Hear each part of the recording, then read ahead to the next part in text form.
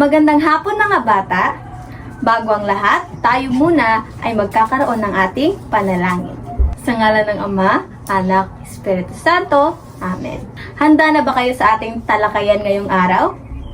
Pero bago ang lahat, nakikita ko naman na lahat ng estudyante ay dumalo sa klase na ito. Ngayon, sisimulan natin sa ating motivation or ating pangganyak. Pero bago ang lahat, ano muna ang tinalakay natin sa nakaraang talakayan? Tama, ito ay ang alamat ng pinya. Ano nga ba ang nangyari sa alamat ng pinya? Tama. Dahil si Pinya ay inutusan at laging nagtatanong sa kanyang nanay, siya ay sinigawan at sinabihan na magkaroon na lang siya ng maraming mata. Kaya si Pina ay naging Pinya. Ngayon naman, kalma, chill. Ngayon naman, bago ang lahat, tayo muna ay magkakaroon ng aktibidad. Ang pamagat ng aktibidad na ito ay ang sino siya. Bibigyan ko kayo ng mga salita at larawan na inyong itutugma kung saan dapat itong ilagay. Handa na ba kayo? May ideya na ba kayo kung bakit natin ito ginawa? Tama! Ang mga tauhan na ito ay ang ating tatalakayin ngayong araw. Ngunit bago ang lahat, may ideya na ba kayo kung ano ang mga larawan na ito? Wala. Ngayon, bago ang lahat, atin munang alamin kung ano ang mga imahe o ang mga karakter sa kwento na ito. Unang-una, ano nga ba ang pastol? Ang pastol ay ang taong nagbabantay ng mga hayop, lalong-lalo na sa mga tupa. Sila ay tinatawag na pastol o taong nagpapastol. Pangalawa, may ideya na ba kayo kung ano ang tupa? Wala. Ang tupa naman ay ito ay isang hayop o uri ng hayop na may makapal na balahibo. Ang tinatawag sa kanila ay tupa. Ang kanilang balahibo ay puti, malambot o tinatawag na lana. Ito naman sa ating panghuli, ano nga ba ang lobo? May ideya ba kayo kung ano ang lobo? Ang lobo ay isang uri ng mabangis na hayop na kamag-anak ng aso. Ito ay ating matatagpuan sa gubat o sa iba pang lugar. Ngayon, handa na ba kayo sa kwento na ating tatalakayin ngayong hapon? Ngayon naman, ay dumako na tayo sa kwento na ating tatalakayin ngayong hapon. Ito ay napakaganda at napakasikat na kwento. Galing sa Aesop's Fable. Ang pamagat ng kwento na ito ay ang batang sumigaw ng lobo. Ang batang sumigaw ng lobo.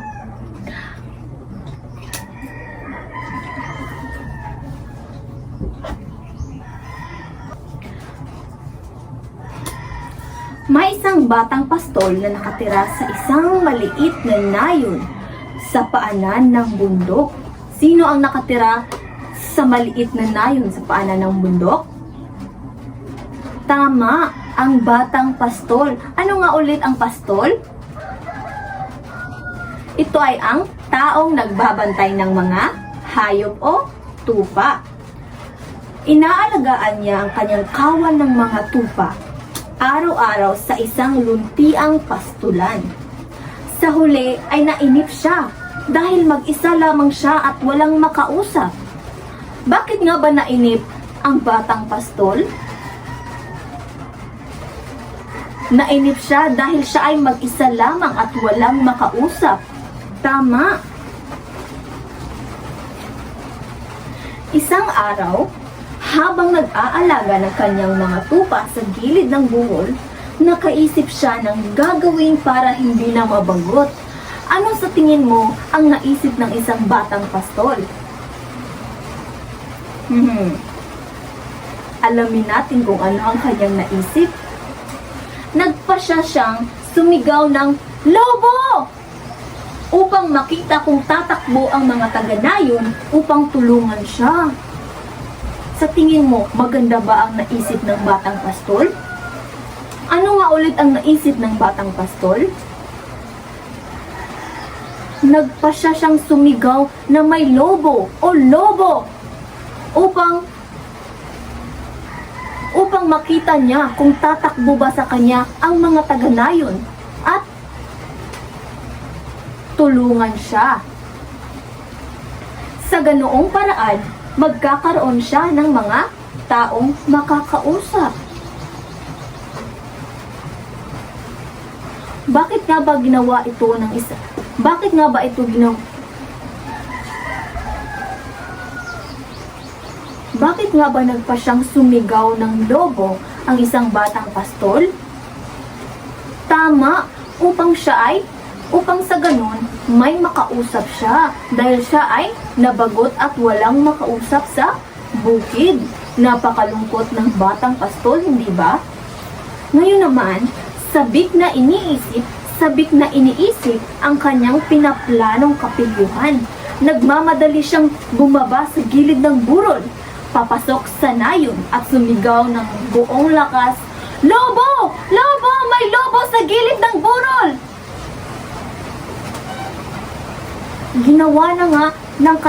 Ginawa na nga ng batang pastol ang kanyang plano at sumigaw nga siya upang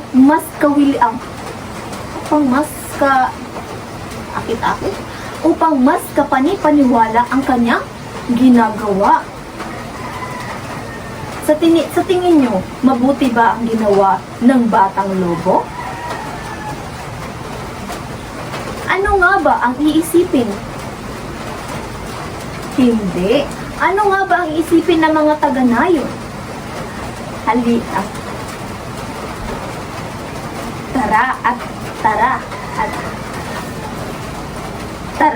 Tara at alamin natin.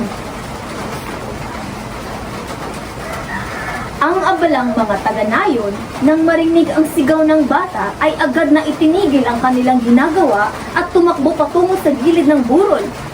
Handang ipagtanggol ang mga tupa mula sa inaakalang lobo.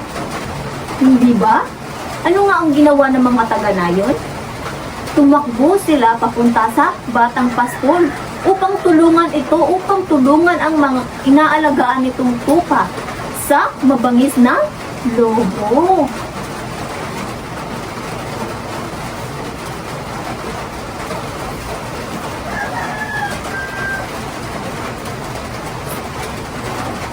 Pagdating nila, wala silang nakitang lobo, kundi ang batang pastol na pinagtatawanan ang kanilang pagsugod. Sa tingin nyo, mabuti ba ang ginawa ng batang pastol?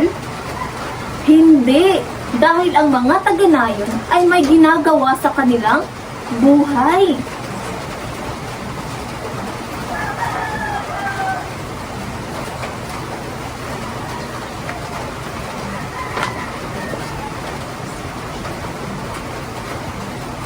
Ang mga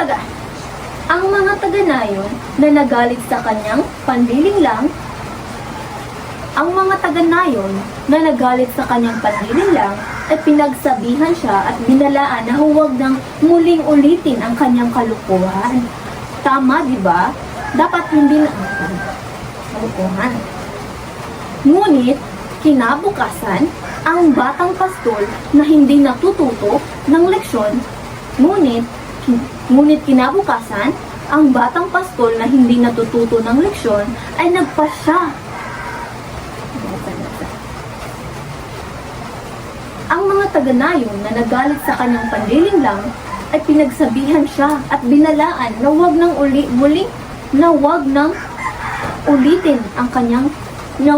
muling ulitin ang kanyang kalukuhan. Ano sa tingin niyo ang ginawa ng batang pastol? Nakinig ba siya? Tingnan natin. Ngunit kinabukasan, ang batang pastol na hindi natututo ng leksyon ay nagpasya na lansihin muli ang mga tao. Siya ay sumugod sa nayon at sumigaw, "Lobo! Lobo! May lobo sa gilid ng burol!" Sa tingin nyo, mabuti ba ang ginawa ng batang pastol? Hindi. Alamin natin ang susunod na pangyayari. Muli, inihinto ng mga taga-nayon ang kanilang ginagawa at tumakbo patungo sa gilid ng burol para lamang malaman na isa na naman itong biro. Muli, inihinto ng mga taga-nayon ang kanilang ginagawa at tumakbo patungo sa gilid ng burol para lamang malaman na isa na naman itong biro. Maganda ba itong gawin? Hindi. Ang mga taga-nayon ay mas nagngingit-ngit. Ang mga taga-nayon ay mas nagngit-ngit pa at muli siyang pinagalitan at binalaan na ang kanyang mga kalukuhan ay hindi na mapapahinto. Anong ginawa ng mga taga-nayon? Nagalit ito sa batang pastol dahil sa ginawa niya panlilin lang. Ilang beses na niya ginawa ito? 2. Tama. Sa ikatlong araw, habang inaalagaan niya ang kanyang mga tupa sa gilid ng burol, totoo nang lumitaw ang isang mabangis na lobo. Ang batang lalaki na natanto ang tunay na panganib ay tumakbo pababa sa gilid ng burol patungo sa nayon at sumigaw, "Lobo! Lobo! May lobo sa gilid ng burol!"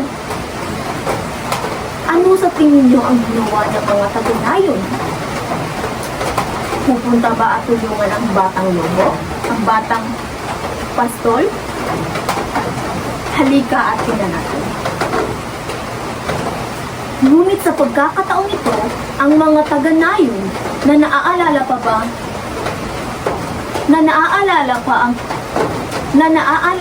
ang nakaraang 2 araw ay hindi naniwala sa kanya.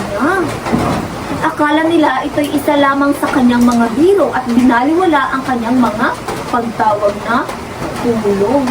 Sa ikatlong araw na lumitaw na ang lobo, anong ginawa ng taga-nayon? Hindi na sila pumunta sa burol upang tulungan ang batang pastol dahil ang kanilang inaalala ay ito ay isang biro na naman. Ano sa tingin niyo ang nangyari sa batang pastol? Ang lobo na nakakita ng pagkakataon para sa isang madaling hapunan ay inatake ang mga tupa ng pastol.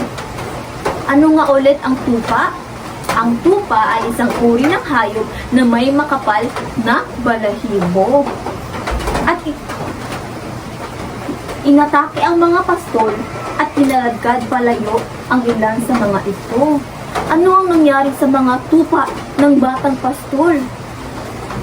Ginawang hapunan ang kanyang mga alaga. At ang mga iba pa ito, at ang iba pa nito ay kinaladkad palayo. Ano sa tingin niyo ang ginawa ng batang pastol? Napagtanto ng mga taga-nayon na ang nangyari at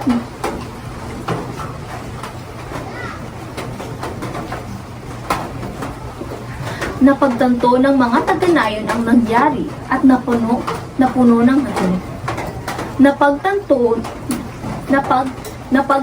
ng mga taga-nayon ang nangyari at napuno ng panghihinayang dahil sa hindi siya pinaniwalaan. Pinagsisihan nila ang hindi pagseryoso sa kanyang mga pagtawag ng tulong.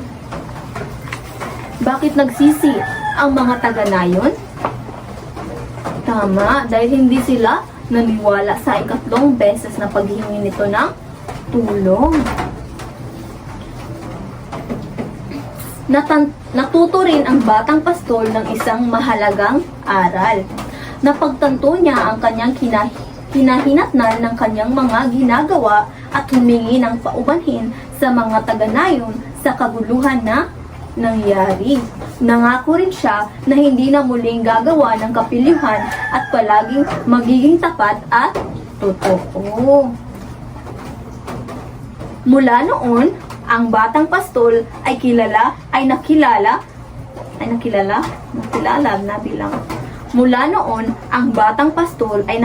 na bilang isang mapagkakatiwalaan at responsableng bata. At ang mga taga-nayon ay masaya na siya.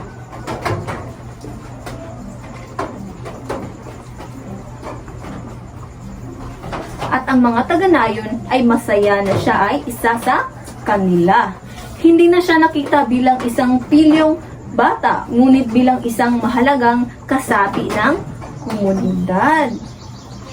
Ano ang ginawa ng batang sa huli? Ano ang ginawa ng batang pastol? Tama, siya ay humingi ng paumanhin sa kapilyuhang ginawa niya sa mga taga-nayon. Ano naman sa aral na ating kwento na ito? Ang aral na natutunan sa kwentong ito ay ang pagsasabi ng mga kasinungalingan at panlilinlang sa kapwa-tao ay maaaring magkaroon ng masamang kahihinatnan, kaya mahalagang laging maging totoo at tapat. Laging isaisip na ang isang taong sinungaling ay hindi kailanman paniniwalaan kahit na nagsasabi siya ng totoo. Ngayon naman ay para sa pag-unawang tanong. Anong hayop ang inaalagaan ng batang pastol? Tama, ito ay ang mga tupa. Ano nga ulit ang mga tupa? Ang mga tupa ay uri ng hayop na may makapal na balahibo na tinatawag na lana.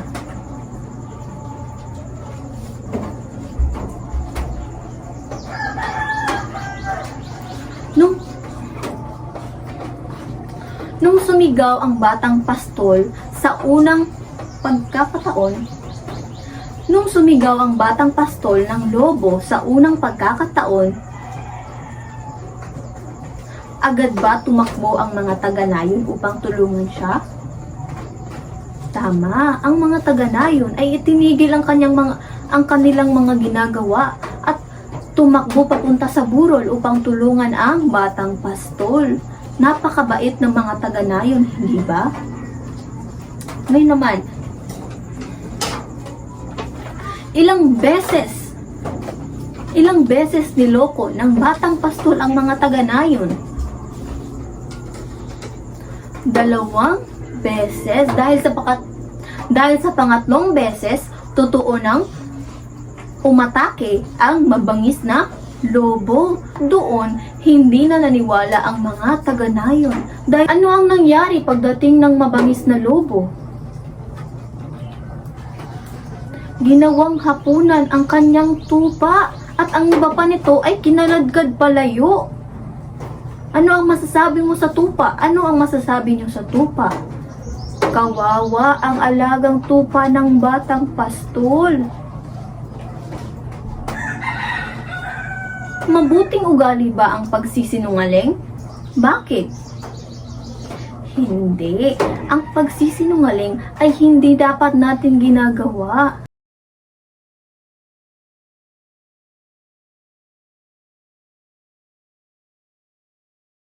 Ngayon naman, para sa ating aktibidad, sa kwento ng ang batang sumigaw na lobo, meron ako dito mga salita na naglalarawan o hindi naglalarawan sa batang pastol. Ang iyong gagawin ay ilalagay nyo ito sa pocket chart o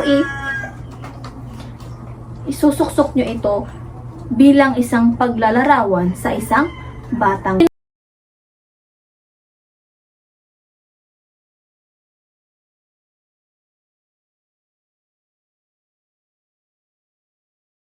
Naman para sa inyong asignatura, nais kong isulat ninyo sa inyong mga papel kung ano ang inyong sariling pananaw sa mga tauhan ng kwentong ang batang sumigaw ng lobo.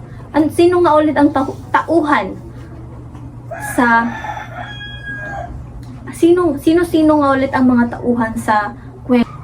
Una, ang batang pastol. Pangalawa, ang lobo. Pangatlo ay ang mga taga-nayon. Ipapasa nyo ito sa ating susunod na pagkikita. Maraming salamat!